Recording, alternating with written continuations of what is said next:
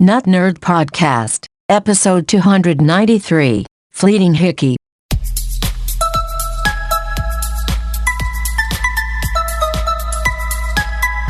Welcome to the Nut Nerd Podcast. I'm Nate Heath, and we are here to help you tech better. Here with me, as always, Mr. Dave Baylor. Well, hello to you, my fine feathered friend. It is wonderful to see your long mustache and your brilliant smile. Yes. I actually just trimmed off about 1.5 inches of either side, so it's functioning much better in the summer heat. You're no longer turning your head and knocking small children off their bicycles. Exactly. Getting at cotton fans and all of that stuff. Yeah. Well, let's talk some technology. We've got a good portion of follow-up here. The first one, you found this link, and I hadn't heard it yet, but I'm very excited. WordPress, which I, for Consist Media, build all my websites on. It's like 70% of all websites you visit are built on WordPress. Mm-hmm. Well, they are owned by a company called Automatic, with 2 T's at the end.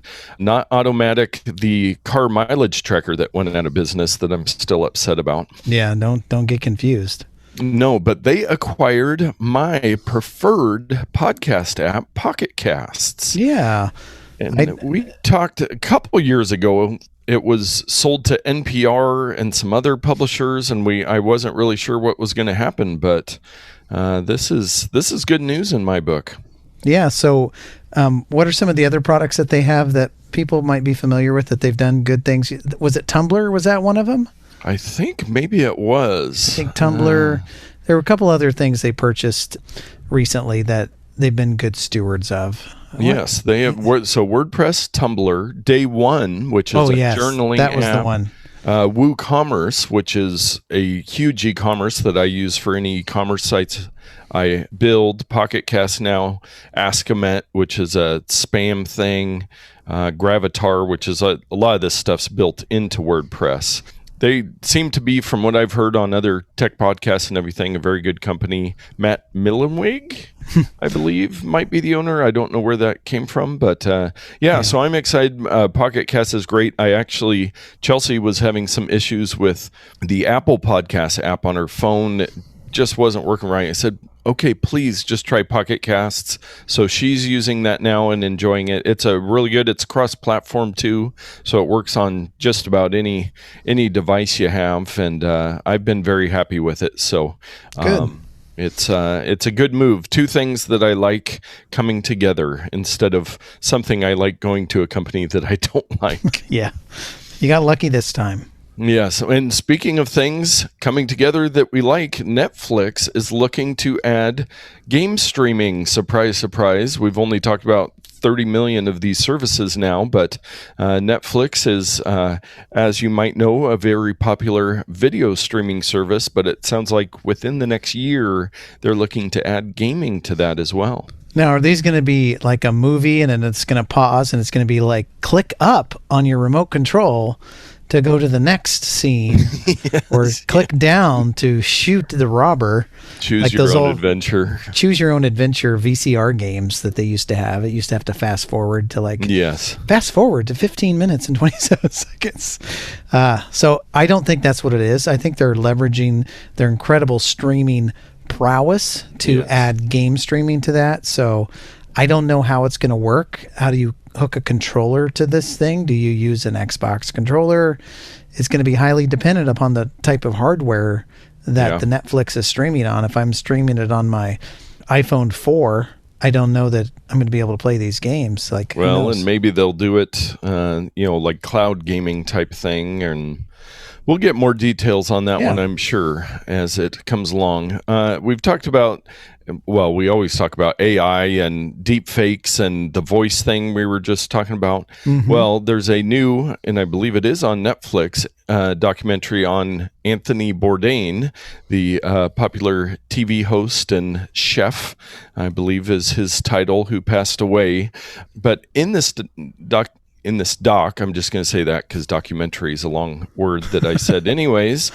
But in this doc, they had some quotes that he had written in emails and that it is unknown if he ever spoke them. Well, they created an AI voice like I tried doing, and there's all these different ways to turn these written quotes into voice. So there's a little bit, everybody's kind of like, wait a second, is that something we can do now? Of course it is.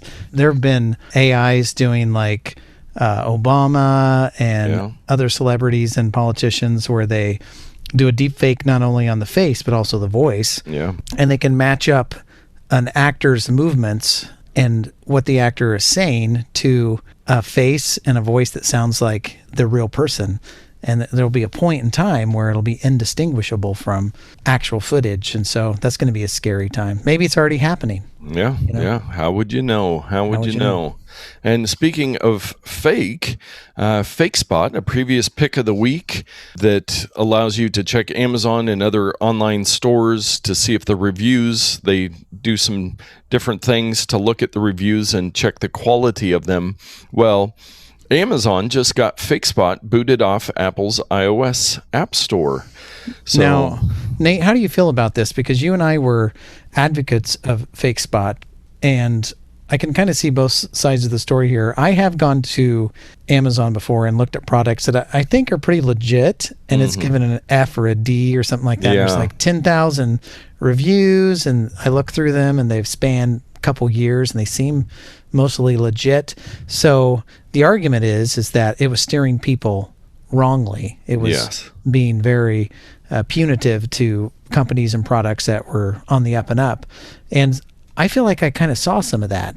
Was that your experience as well? Yeah, I definitely over time wasn't as hot on it. I mean, I think it's another good resource. I was also reading that part of the way that they were able to get it off the iOS App Store, so the app removed, was they're basically wrapping the Amazon website within the app and then injecting their own code in that, which is what they do with their browser plugin too. Yeah. So Amazon kind of sold it as a concern that they could do, weird malicious things with the Amazon website, and you wouldn't necessarily know it. But it's kind of it's a tough one because I'm not real hot on Amazon at the moment for kicking us off their affiliate program, but I still do a heck of a lot of shopping on there.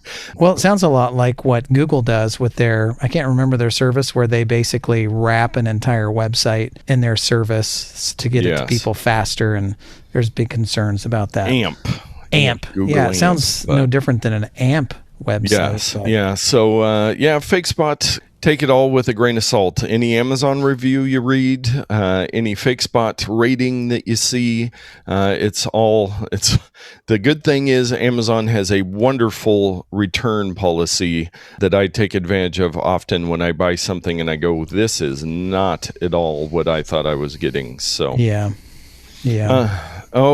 I think we had some clever title when we first talked about Twitter fleets, but they are just going to be a fleeting memory soon. Twitter has decided fleets was their copy of Instagram stories, where, along the top of your Twitter app, you could click and they'd last for 24 hours, and vertical videos and all that stuff, which I heard somebody discuss that's kind of already what Twitter is. I mean, your tweets last forever, which a lot of people find out is not a good thing. Yeah. But, Twitter, it just didn't seem to be a real great fit on there. So I like that they're trying things and taking away things and not leaving them there if they're not working. But if you were big into the fleets, which I don't think anybody was, they're going away. I forgot it even existed until this article came out. So if most people are like me, then no one's really going to care. Yes. And the next item on our follow-up was something you put into the show notes, Dave. Yeah, let's see what we got here. It is the thinking of a longtime listener and a good friend of yours, and we'll say an acquaintance of mine. It was my birthday, and he had some old technology laying around, and he gave it to you to give to me. And so I just want to say thank you, Dylan, for the iPads and the old iPhone. I repurpose these. I put single-use apps on them. I occasionally find a home for them for people who just need something to check their email or internet or something. So thank you for giving them to me so that I could continue to use them and keep them out of a landfill. Yes. And on behalf of Dylan and all of our listeners, we are thankful for Dave's Pro Tip of the Week. Well, you are welcome. This is payment enough for all of you out there, those wonderful gifts from Dylan. This week, I thought, man, today I went through a whole list of tips. And so there's some good ones coming up, and they're primarily iOS tips for our audience out there. But this is something you don't really think about, but could really impact you negatively if you aren't paying attention. And this is when you go to share a photo about removing any type of geolocation or edits or anything to the photo that you may not be aware that are getting sent along with your photo.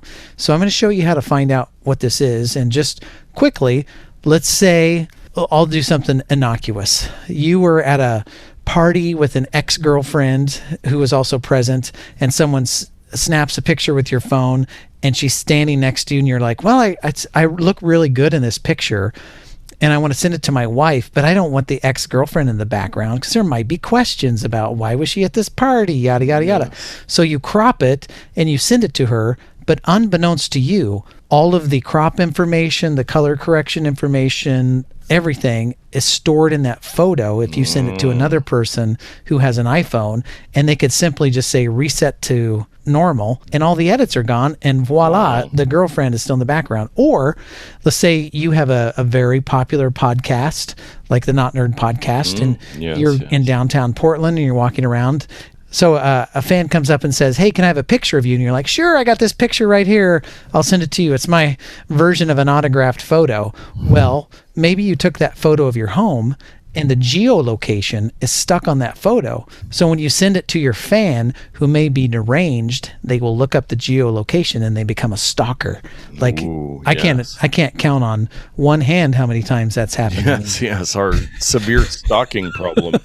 So Not Heard podcast. So the point is there may be information traveling with your photos that you'd rather not be traveling with your photos. Yes. And so if you have your iPhone or your iPad or other iOS devices out there, you can go into your photos. I have this wonderful photo. It's a picture of me and my head. We'll talk about this later. Yes. Here on my phone. And let's say I want to share this photo with you, Nate.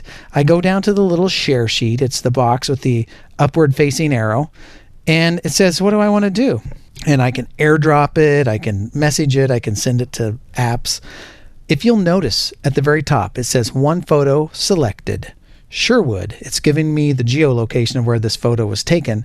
There's an options button right beside there. It's a blue little link. If you tap that, you are brought to a screen which I don't think I have ever been to before. You can send this photo as an automatic photo. This is different, or you can send it as an individual photo or an iCloud link. So you may choose to send something as a link instead of a photo. It uploads it to the iCloud servers, and the person downloads it through a link. Those options are there. But the part that I want to alert you to is in the middle on this particular photo, it has location, and there's a little toggle beside it. The toggle is green. And if I were to send this photo to you, you could look at the location of where this photo was taken. So if I don't want you to see that, I would toggle that off. And then there's another one below that says all photos data. And it says when sharing with AirDrop, including all photos data will send photos and videos in the original quality along with edit history, metadata, including location and captions.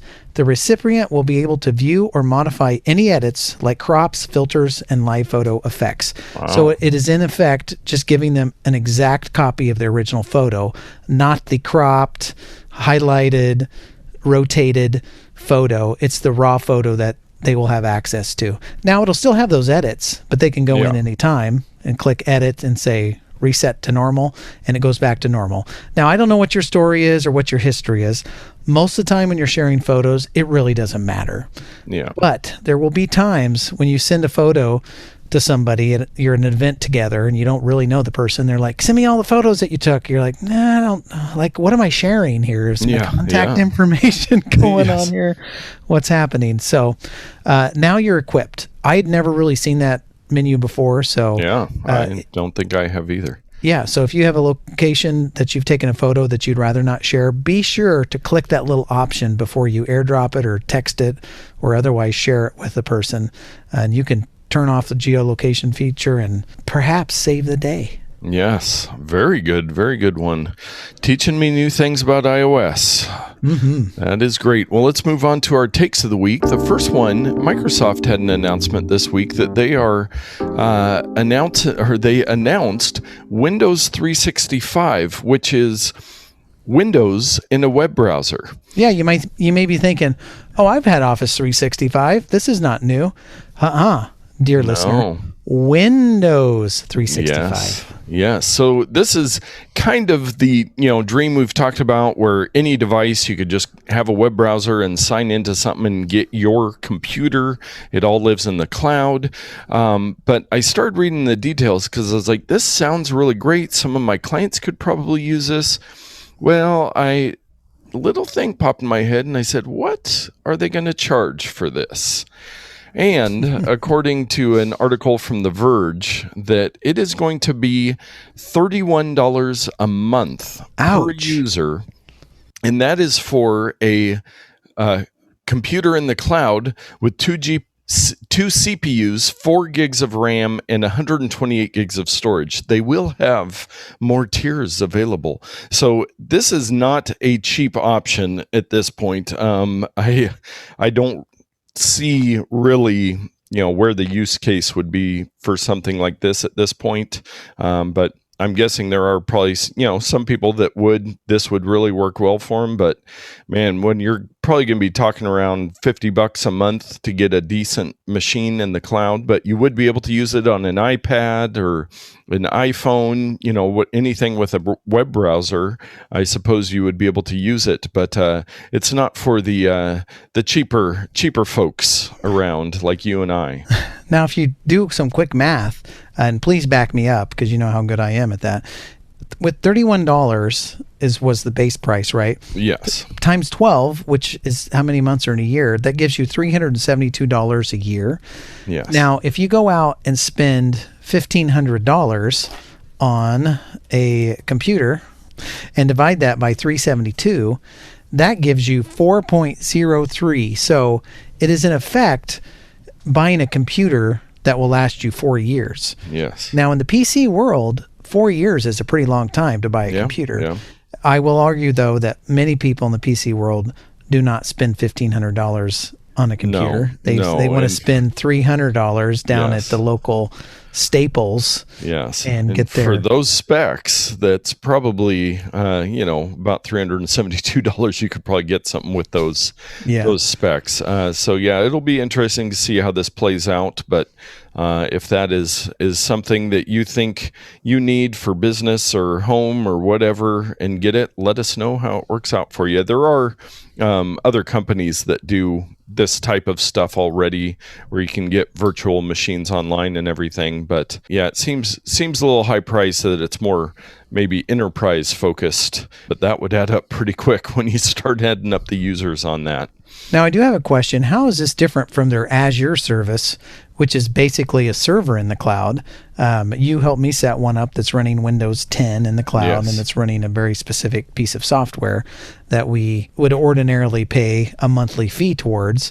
And it would probably be more since it's like a server. But is this just kind of the same thing, but maybe for the consumer instead? Yes. It's more of an end user solution. It's based on the Azure and the servers in the cloud and all of that stuff, and ties in with all of that stuff on the business side of things. So it's just a cheap version of that where you get access to it all month long, whereas like some of the Azure stuff, you pay by the hours and all the specs and everything like that. So they've just got to make it complicated. Here's what I want.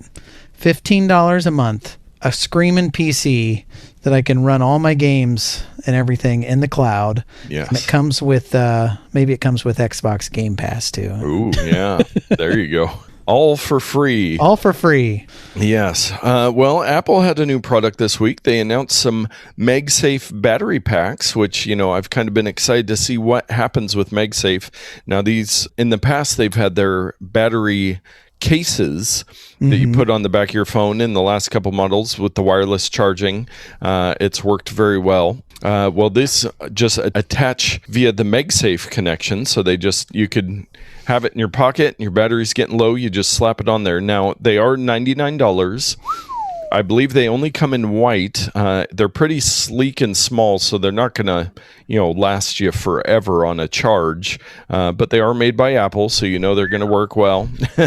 And I keep trying to punctuate all these points with a whistle. An interesting tidbit that some people noticed, that when you have it attached, you can charge it. It has lightning on it, so the same as your iPhone. You can charge either through the battery pack, or if you plug it into your phone, it'll charge the phone and the battery pack, which means it's passing power the other way. There was some rumors that you could, charge your AirPods on the back of your phone, some of that stuff. So they're thinking that might be coming to AirPods at some point, but they look like nice little devices. If I had to guess, that feature was baked into the phone with this battery pack in mind, the two-way charging for the battery pack. And I would be very surprised if it supports other models. Like, you wouldn't be able to put your spouse's phone on the back of your phone and charge it. Or I think there's some Samsungs that do that, but it's like, when are you ever going to... Well... Why are you going to share your charge with another person's phone? It might come to Apple, but I bet it's not going to come this cycle. It's going to be the next one. Yes, and when I was listening to a podcast talking about these battery packs, and they mentioned something about Amazon, and that there were some MagSafe battery packs, so I got delivered today this little gem, which is not as small or sleek or as good looking as the Apple ones. It came in a blue color, but it claims to be a 10,000 milliamp, whatever we call them. But I have a love for battery packs, so this one was about $30, and I figured, you know what? Like I was saying earlier, I'll buy it on Amazon if it doesn't work great. But I will show you. I'm holding it just by the battery pack, and it is holding my phone up, Dave. So it's got a good connection, and I like it so far. I could see that this would come in a pinch. It's a nice little device for $30. It's definitely not Apple style, but seems to work and seems to hold on there pretty good. Let me give you a real world case study of where this would have come in handy.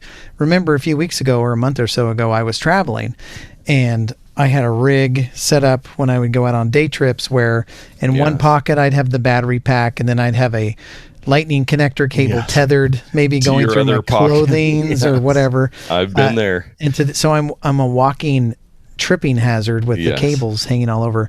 This would have been perfect just to slide in behind my phone, and then when I want to take my phone out to take pictures and do whatever, I just would pop it off, do my stuff, and then when I stick it back in my pocket, it would snap back onto my pocket. This would be a really good use case for that, either the one that you have or the one that Apple makes. So I'm kind of wishing I would have purchased one of the already existing ones before I went on my trip. Yes. And I will go back on the Apple one. So if you have the battery pack plugged in and that's charging, it'll also charge your phone at the full MagSafe speed, 15 watts, I think. And the Apple one, when it's connected just to your phone and you're out and about, it charges at 5 watts. So it's not going to be a real fast charge, but it is very convenient because, like you said, the Apple one is real sleek looking. It's a lot smaller than this, where you wouldn't know, much like the older battery cases, you wouldn't really notice the hump there much. If you were out and about, that would probably be a really nice option just to get you a little extra charge throughout the day. Yeah, I'm definitely going to take a closer look at them, and they just are integrated and work so well. Like, for example, it knows when it's on a battery pack, like your battery pack, the phone thinks it's plugged in, and so it's going to ramp up all the radios and do all the iCloud stuff, whereas the Apple one is integrated, and it knows it's just an extension to the battery, and so it's going to continue to reserve all of the energy that it can. So it could conceivably last longer than something, a competitor's battery pack with even a higher wattage or a higher, what do they call that? Milliamp. Yeah. So the milliamps. So anyway, whether it's worth $100 or not, I don't know, but I'm sure it's it's going to be engineered very well. Yes. Well, Dave, your love of gaming, and maybe you have one of these around. There was an unopened Super Mario 64 game for the Nintendo 64 from 1996. Sells for $1.56 million with an M dollars. Well, as a matter of fact, let me look in the drawer. I think I got 6 of them tucked in the drawer here. Perfect. I don't have time to kind of go in there and mess around with it, so who knows? I may have some in there. But this is bonkers. I've read several articles on this. Even the gaming collection industry has no idea why this thing sold for so high. There are other games of this caliber which have sold, which did not fetch near high of a price. So who knows? Probably some guy put it up and then bought his own product. Who knows? Yes. Facebook, I've got 2 stories that are tied together here. Facebook stops research into brain reading device. To which you say, what? Yes. They were doing brain reading devices? Yes. So they were working on a brain reading device. But then the second story I have is paralyzed man's brain waves turned into sentences on computer and medical first. So between the two, I'd rather not have Facebook doing this. And the other one, it's, very early stages of research. They were able to get a couple words by putting sensors, I think near the brainstem or something. So somebody that is fully paralyzed. Whereas the Facebook one's just kind of like they want to get more ad information about what you're thinking about. This one is to help people that are unable to speak to be able to do this. And, you've probably seen where Stephen Hawking could kind of point at the screen to make his sentences and everything. That's what this guy was doing before that. But it's a long way off from being fully functional, but they are making progress on this kind of stuff. And so, again, let's give the funding to these people, not Facebook. Man, I tell you, if they ever perfect this type of thing, I don't ever want them to hook it to my head. Yes. I'd probably be in prison for the things I think sometimes. Yes, I agree. Definitely need a legit off switch on that one. Yeah. For most of the time. Microsoft, back, a little security and privacy story. This one boggles my mind. Microsoft advises disabling the Windows print spooler to prevent hacks. Now, most computers function with some sort of printing. That's what a lot of people do with computers, is printing. They have a printer set up. Windows Print Spooler is the service that runs on Windows to allow you to print. Well, they have had a bunch of hacks on it and another one that they haven't fixed yet. So they're telling people to turn off the print spooler, which just kind of... So I've got some questions for society. Yes. And this has printing is something that has plagued personal computers from the very beginning. Yes. Not recently, not 10 years ago. We're talking in the 60s. Yeah. Printing has, come on. Macs do it one way. They've changed it. PCs do it another way. Like in July of 1969, we sent men to the moon. Yes. Right? With basically with electronics that were smart as a pop can. In theory, we sent them to a moon. Whatever, Mr. Conspiracy Theorist. But with electronics as smart as a pop can, they got there, they came back, and we can't print.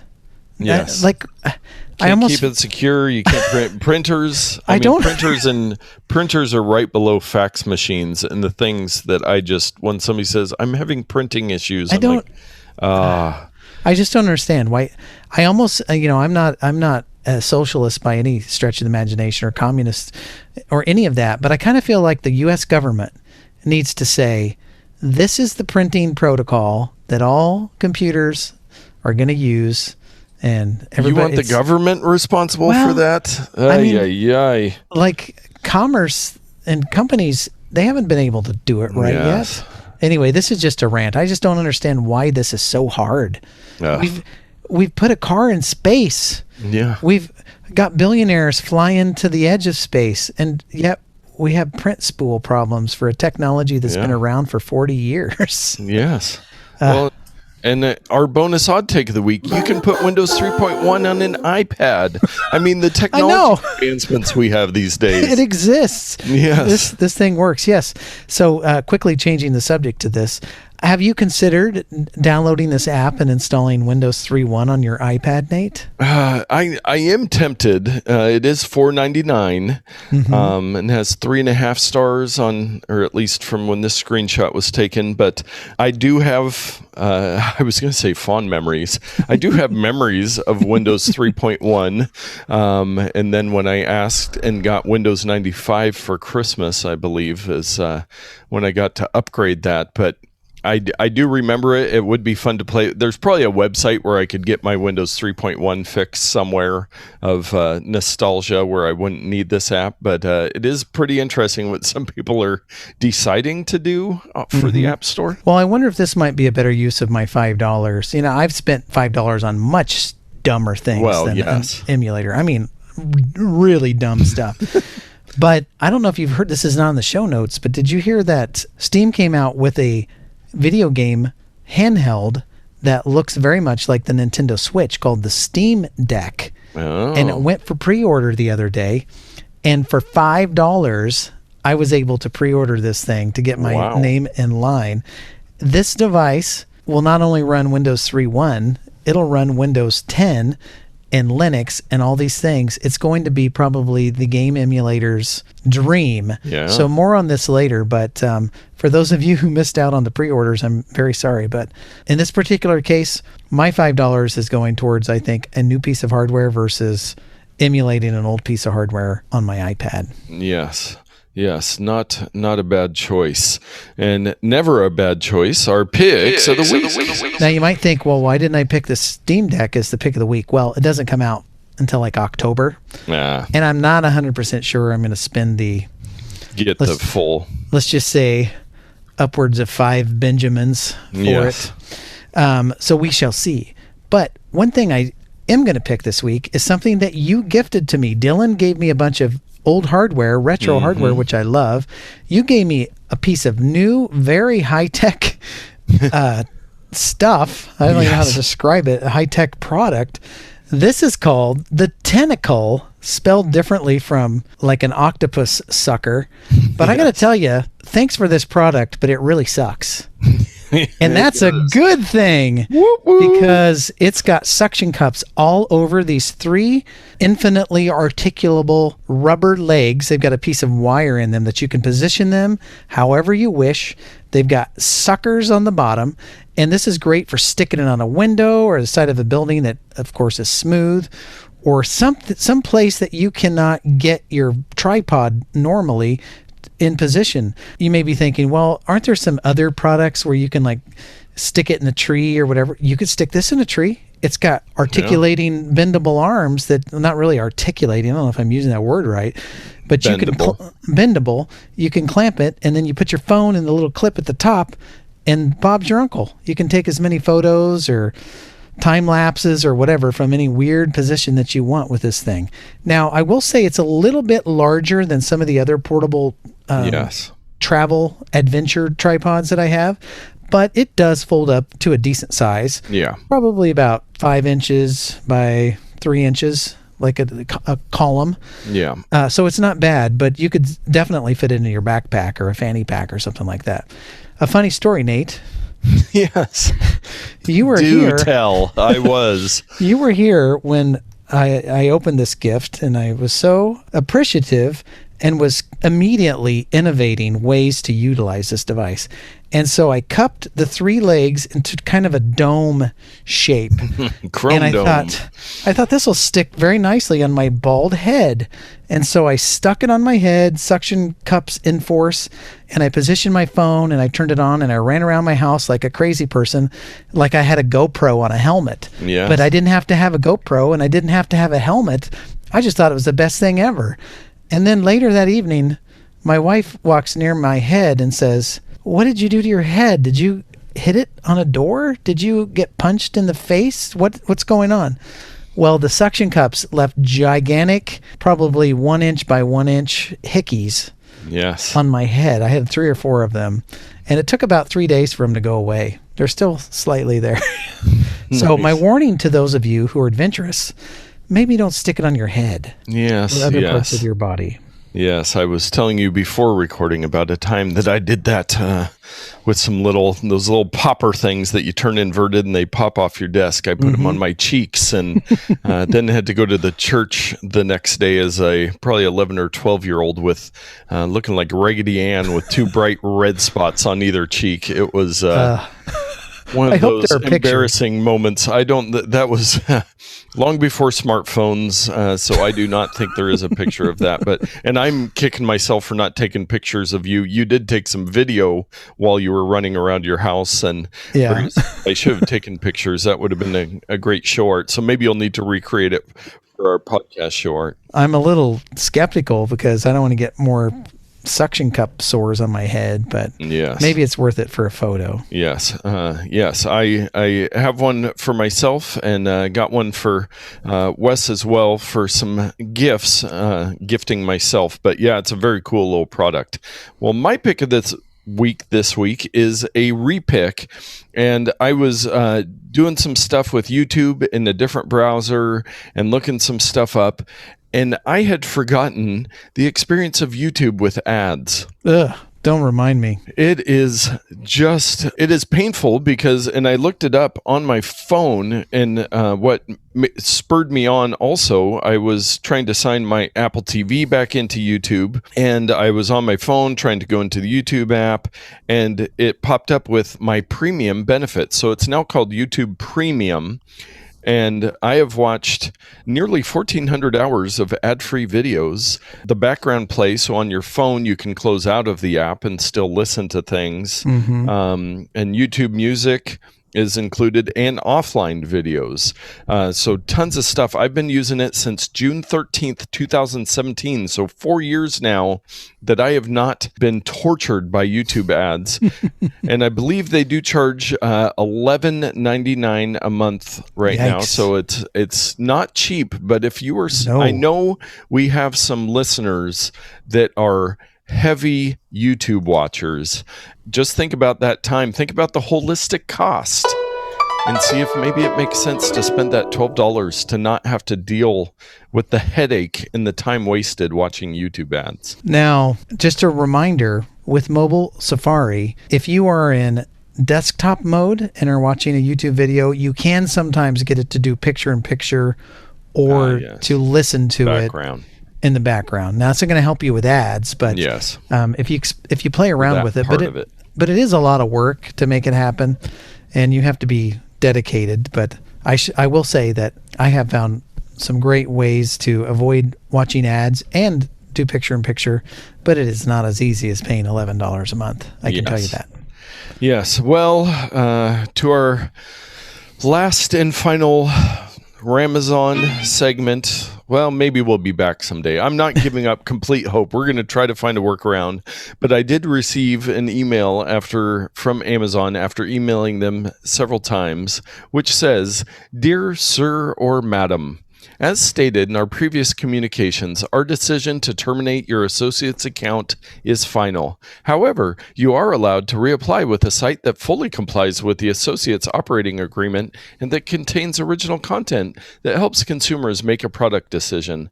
So I have obviously spent a lot of time thinking about this. We were kind of gaming the system because we had you buying stuff on there, and then, it was a lot of friends and family that were using links. So we weren't doing the true intention of the affiliate program. It was only,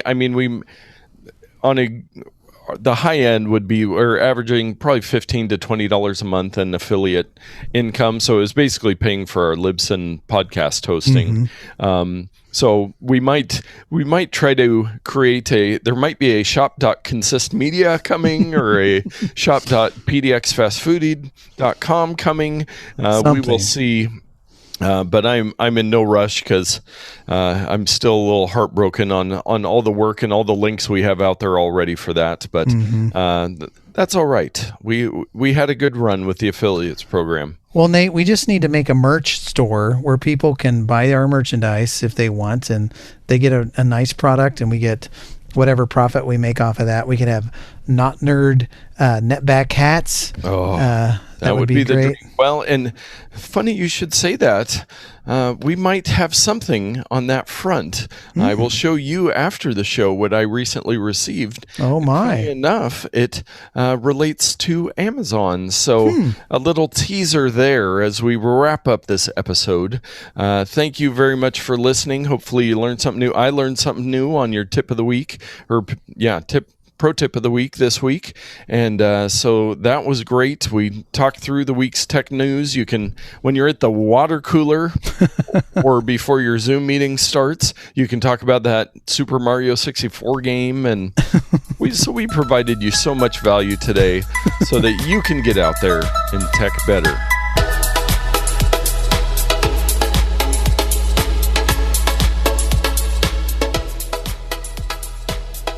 I'm going to talk about a product today that sucks. And it sucks so hard, it actually damaged me. Caused physical harm. I'll be like, what is this device?